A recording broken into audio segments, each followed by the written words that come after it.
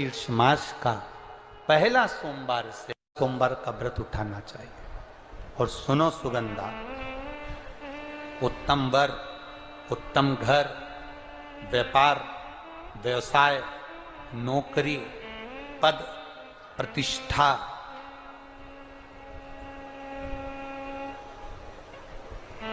के लिए अगर हमें व्रत करना है तो मार्गशीर्ष मास का पहला सोमवार से इस व्रत को प्रारंभ कर देना चाहिए। सोमवार का व्रत कोई साधारण नहीं है सुगंधा। मार्गशीर्ष मास का पहला जो सोमवार हो उसमें इस व्रत को प्रारंभ कर लो। सुन लक्ष्मी, अपना सोमवार एक ही वार मेरे पास में है, वो सोमवार भी तुझे देता हूं। लक्ष्मी ने कहा, प्रभु आपने सोमवार मुझे दिया है, मैं इस बेलपत्री के वृक्ष के नीचे महादेव आपको वचन देकर जाती हूं, जो सोमवार के दिन शिव मंदिर में भूल से भी एक लोटा जल चढ़ा देगा, मैं महालक्ष्मी कहलाती हूं। लक्ष्मी और महालक्ष्मी में अंतर है। लक्ष्मी घर में आती है, वापिस चली जाती है, पर महालक्ष्मी जिसके घर में आती है वो जिंदगी भर के लिए नहीं जाती। महालक्ष्मी कह रही है, बाबा आपने मुझे सोमवार का दिन दिया, जो सोमवार के दिन शंकर के मंदिर में आकर एक लोटा जल समर्पित करेगा, ये महालक्ष्मी उसके लोटे को खाली नहीं जाने देगी, उसमें स्वयं महालक्ष्मी बैठकर उसके घर तक जाए, उसके घर तक जाए। सारी समस्या का हल एक लोटा जल, बोल बम का नारा है, बाबा एक सारा। आप शिव जी के मंदिर में जल चढ़ाने के लिए जाते हैं, ये अनुभव रखिए, वहां से आप खाली हाथ नहीं आते, महालक्ष्मी आपके साथ आती है। कौन आती है? महालक्ष्मी। महालक्ष्मी आपके साथ। एक बात अपने अंदर याद रखना, जितना जितना कष्ट किसी पक्षी, पशु या जीव को दोगे, उतना कष्ट तुम्हें मरने से पहले इसी संसार में भोगना पड़ेगा। मरने के बाद की हम भी गारंटी नहीं लेते, क्योंकि हमने देखा भी नहीं और जानते भी नहीं, पर जीते जी भोग।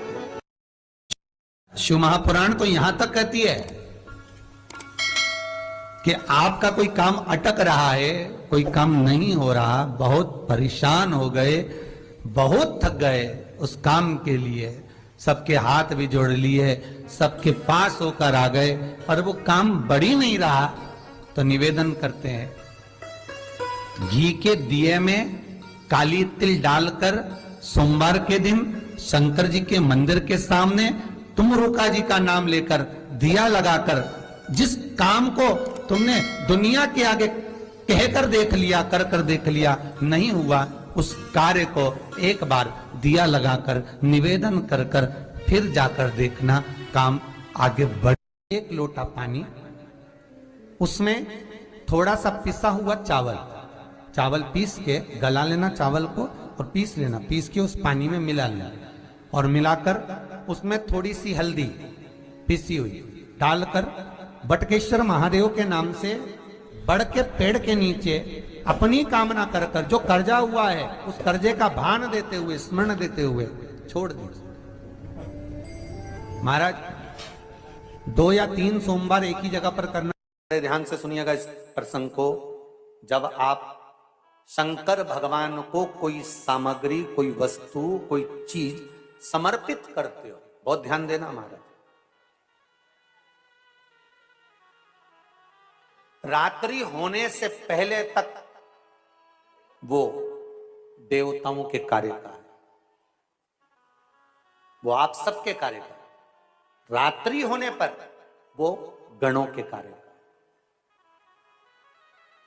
16 सोमवार का प्रसाद, संकट सोमवार का प्रसाद, भगवान शंकर का प्रसाद रात्रि होने से पहले पा लिया जाता है। आप लोगों ने जिन जिन ने 16 सोमवार करे होंगे, संकट सोमवार करे होंगे, उनको जब उन्होंने चूरमा बनाया होगा, बाटा सेक कर, रोटी सेक कर, उसमें गुड़ मिलाकर, शक्कर मिलाकर और घी मिलाकर जो मलीदा जो चूरा तैयार करा होगा, चूरमा बनाया होगा, में कि संकट सोमवार का 16 सोमवार का जो प्रसाद होता है उसको उसी दिन रात्रि होने से पहले अर्थात मध्य रात्रि 12 बजे से पहले पहले उस चूरमे का प्रसाद, अब क्या कोई भोजन करने आ रहा है संकट सोमवार के उद्यापन में, कोई को दूसरे दिन तक नहीं रखा जाए। जो व्यक्ति बहुत ज्यादा गरीब हो, बहुत कंगाल हो, लक्ष्मी नहीं आ रही हो, बहुत तकलीफ में हो, कर्जा बहुत ज्यादा हो, उसको कुछ नहीं करना। सोमवार की सोमवार शाम के समय बेलपत्री के पेड़ के नीचे थोड़ी सी शक्कर या गुड़ डालकर एक दिया रखकर घी की बत्ती लगाकर जलाकर जाओ, अपने आप कर्जा चूकना चालू हो जाता है। हम किसी पर एक उंगली उठाते हैं तो ये 3 उंगलियां हमारी ओर जाती है कि तुम अपने अंदर झांक कर देखो, उसमें अगर एक गलती है तो 3 गलती तुम्हारे अंदर। एक मित्र, एक व्यक्ति अपने घर पर पहुंचा, पत्नी को आवाज लगाई, सुनती है। पत्नी ने कहा क्या है, इधर आ। पत्नी ने पूछा क्या बात है, सुनो, आज शाम को मेरा दोस्त खाना खाने आएगा, आज शाम को मेरा दोस्त भोजन करने आएगा। पत्नी से पति ने कहा सुन, ये घड़ी छुपा कर रख दे, चप्पल छुपा के रख दे, गुलदस्ता छुपा के रख दे, और सुन वो वहां पर सामने जो मोबाइल रखा है छुपा के रख दे। इतने में पत्नी ने बोला क्यों, तुम्हारा दोस्त चोर है? पति बोलता है नहीं, वो अपने सामान को पहचानता है, दोस्त चोर नहीं है, वो अपने सामान को पहचान रहा है। बस हमारी जिंदगी भी ऐसी ही है, पूरा जीवन हम पूरा जीवन केवल दूसरों के ऐब ढूंढने में लगे रहे। शिव महापुराण तो बड़ी सुंदर बात कहती है साहब, कभी मौका मिले तो अपनी जिंदगी में उतारिएगा इस बात को। आपके तारीफ करने वाले, आपकी चर्चा करने वाले, आपकी तारीफ करने वाले कम हो जाएं चलेगा, आपकी तारीफ करने वाले कम हो जाएं चलेगा। शिव महापुराण कहती है पर आपकी निंदा करने वाले कम नहीं होना चाहिए, बढ़ना चाहिए। आपकी तारीफ करने वाले कम होंगे चलेगा, पर आपकी निंदा करने वाले ज्यादा होना चाहिए। उसका कारण है जितना तारीफ करने वाले आपके नाम को ऊंचा नहीं ले जाते, उतना निंदा करने वाले 2 मिनट में ऊपर पहुंचा देते हैं।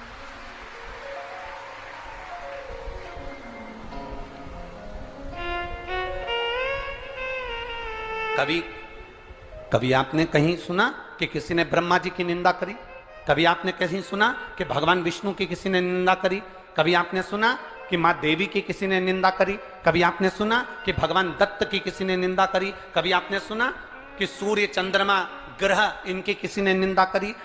मृत्यु लोक में सबसे ज्यादा अगर निंदा किसी देव की होती है तो वो देव अधिदेव महा, सबसे ज्यादा निंदा मेरे देव अधिदेव महादेव की होती है। और आप अंदाजा लगा कर देख लो, आज के समय में भारत की भूमि पर जितने किसी देवता के मंदिर नहीं है, उससे दुगने मेरे महादेव के मंदिर है, उससे दुगने महादेव। प्रार्थना करना, क्योंकि निंदा उसी की होती है जो ऊंचाई पर चढ़ रहा होता है, जो आगे बढ़ रहा हो। निंदा करने वाले कम ना हो। दुनिया का सबसे पहला मंत्र जिस समय पर ब्रह्मा और विष्णु शंकर को जानने के लिए पर्वत घुमा रहे थे, उस पर्वत को घुमाने से जब अग्नि का खंभ प्रकट हुआ था, उस खंभ में शंकर का जो प्रतिबिंब प्रकट हुआ था, उस प्रतिबिंब के 5 मुख थे। कितने मुख हैं? 5।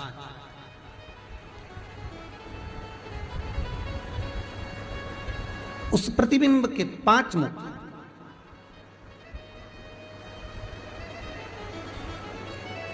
करें आप लोग पशुपतिनाथ के दर्शन करें, किसी नेपाल अगर गए होंगे तो वहां अगर आप दर्शन करेंगे भगवान शंकर का 5 मुख का दर्शन हो जाता है। ठीक है,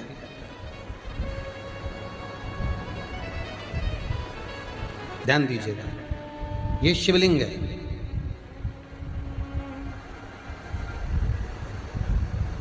इसका जो भाग है मध्य, जब भगवान ब्रह्मा और भगवान विष्णु ने जब मंथन किया, उस मंथन में जो अग्नि का खंभ प्रकट हुआ, उस खम्भ में से सबसे पहला शिवलिंग प्रगटा था। उस शिवलिंग के 5 मुख थे और उसके ऊपर एक समभाव था लिंगायत से। ओम का नाद यहां प्रगटा था। शिव जी का जो शिवलिंग होता है उसका अग्रभाग, ऊपर का भाग, ओम का नाद यहां प्रकट होता है। और बाकी के जो 5 मुख हैं उन्होंने एक एक अक्षर प्रदान करा। नमः, न, मह और 3 ने दिया शिवाय। तो दुनिया का सबसे पहला जो मंत्र है ओम नमः शिवाय, दुनिया का सबसे प्रथम मंत्र, सबसे पहला पंचाक्षर मंत्र।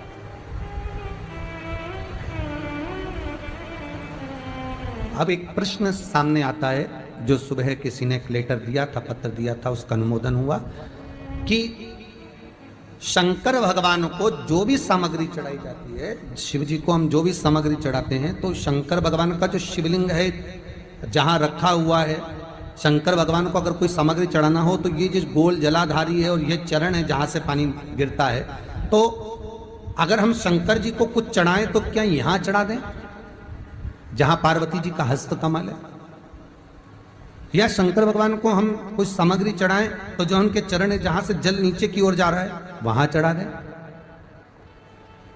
या शंकर भगवान का जो शिवलिंग है उस शिवलिंग के आसपास में, अर्थात लिंगायत जो आकृति है उस लिंगायत आकृति में जो शिवलिंग का स्वरूप है वहां कोई सामग्री चढ़ा दें।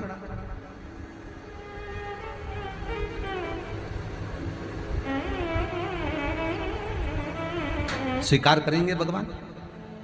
शिव महापुराण का संवाद कहता है, लिंग पुराण में लिखा है कि जो शिवलिंग होता है, जो भी वस्तु हम चढ़ाते हैं भगवान को, वो इस शिवलिंग के इस लिंग के ऊपर, इसके ऊपर समर्पित करते हैं ना। उसका कारण क्या है? क्या कारण हो सकता है उसका? शिव महापुराण में वर्णन किया, लिंग पुराण में वर्णन किया, स्कंद पुराण में आया और नर्मदा पुराण में आया कि जब हम जहां से ओम प्रगटा है, जहां से ओम बिंदु का प्रागट्य हुआ, उस ओम बिंदु पर जब हम कोई सामग्री समर्पित करते हैं तो वो सामग्री केवल एक देवता की नहीं रहती, वो 33 कोटि देवताओं को समर्पित हो जाती है। 33 कोटि देवताओं को समर्पित हो जाती है। ओम बिंदु का नाद, ओम का स्मरण 33 कोटि देवताओं का स्मरण को वर्णित कर देता है।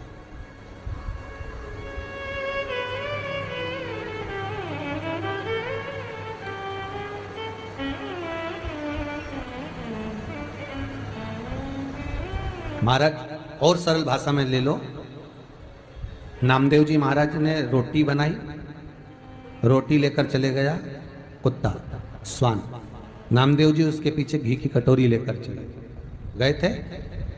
वो महाराज एक स्थान शिवलिंग का जो ऊपर का भाग है, वो महाराज स्वयं 33 कोटि देवताओं का स्थान है, शंकर के साथ में।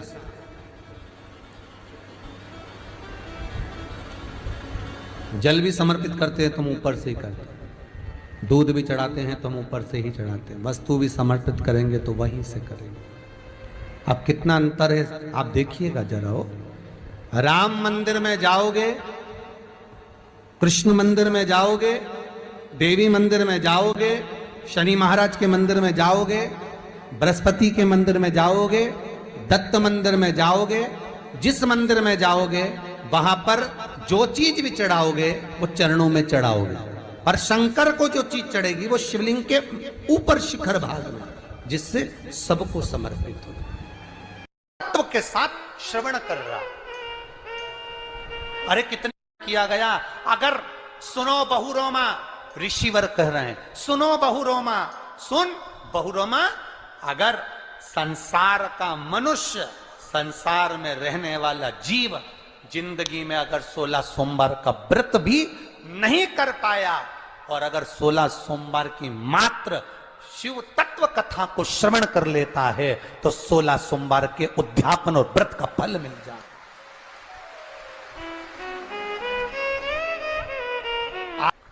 तीन चीजें बड़ी महत्व की हैं शिव मंदिर में। एक जो दिया लगाकर चले गए, शिवालय में जो दीप लगाकर चले जाते हैं, दिया रखकर चले जाते हैं, वो दिया ठंडा हो जाता है। जब वो दिया समाप्त हो जाए, ठंडा हो जाए, बुझ जाए, ठंडा हो जाए, वो दिया पड़ा रहता है। तीन चीजें शिवालय में हमेशा याद रखो। उन दियों को उठाकर एक जगह पर ले जाकर एकत्रित कर कर बाहर जहां जगह होती हो, डलिया में, खोखे में, वहां रखो। वो उनको उठाकर एक जगह पर ले जाकर रख देने से जीवन में कभी विपदा की अगर घड़ी आती है, विपदा की घड़ी से मतलब होता है कोई बड़ा रोग आ गया, कोई एक्सीडेंट हो गया, उस एक्सीडेंट के समय पर एम्बुलेंस भी नहीं आई, कोई नहीं आया, आपने भगवान शंकर के सामने से रखे हुए दिए जो ठंडे हो चुके हैं, जले हुए नहीं, जो ठंडे हो गए, जिनमें ना दीप में कुछ भी नहीं बचा, वो ठंडे हो गए, उनको उठाकर आपने अगर एक और ले जाकर भी रखा है, अगर कोई आपकी विपदा की घड़ी में खड़ा नहीं होता तो वो दीप जिनको आपने उठाकर एक और ले जाकर रखा है देवाधिदेव महादेव के मंदिर में, महादेव आपको उठाकर ले जाकर कहीं श्रेष्ठ जगह पर जरूर रखते हैं, ये निश्चित। उस दीप को रखे। तीन चीजें बड़ी महत्व की। एक प्रसाद, शंकर के मंदिर का पशुपति व्रत का प्रसाद। एक शिव मंदिर में रखी हुई जल से भरी हुई बाल्टी, हंडा। अब हमें यहां छिंदवाड़ा का तो नहीं मालूम, ये शिव पुराण तो कहती है अपने घर से जल लेकर जाना चाहिए, आप लोग ले जाते हो ना, पर मंदिर के अंदर भी बाल्टी भरकर रखा रहता है पानी। यहां रखते हैं क्या कि कोई भक्त आए और उसको चढ़ाना हो तो वहां से भरकर, वो बाल्टी, वो हंडा अगर तुम्हें दिख रहा है कि खाली है और बावड़ी, कुआं, नल दूर है या बाहर है, तो प्रयास करना कि वो बाल्टी, वो हंडा, वो घगरा आप उसको भरकर मंदिर में जरूर रखकर आना। जितने लोग जल चढ़ाएंगे वो जल आपकी ओर से चढ़ा हुआ होगा, उसका फल अपने खाते। तीन चीजों का स्मरण रहे। कल हमने कथा में कहा था, गुरु नानक देव जी की कथा वर्णन करी थी। किसी भी छठ के दिन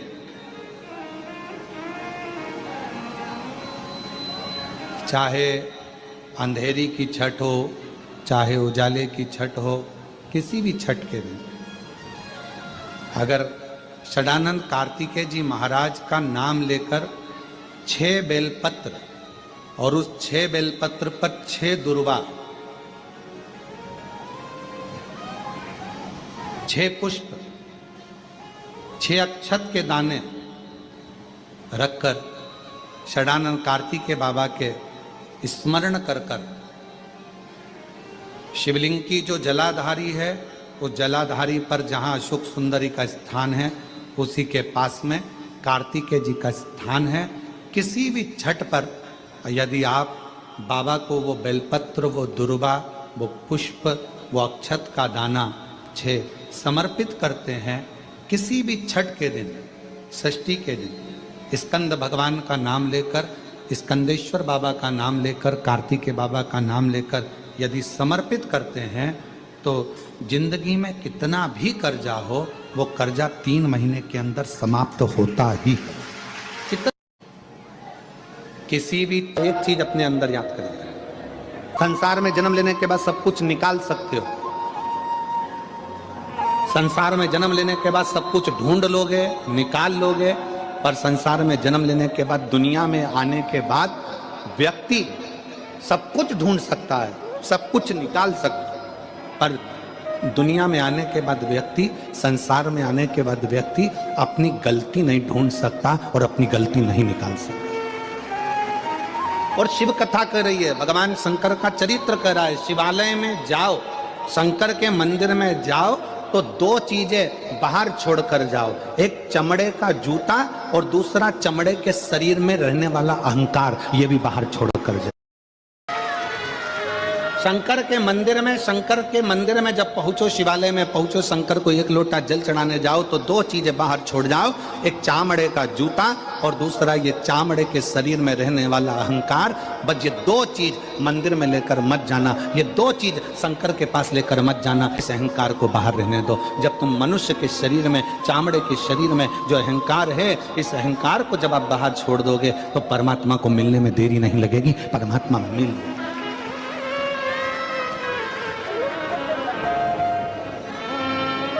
किसी ने कहा, गुरुजी आपने एक बार कथा में कहा कि भगवान चामड़े का जूता बाहर करो, चामड़े का शरीर में रहने वाला अहंकार बाहर करो।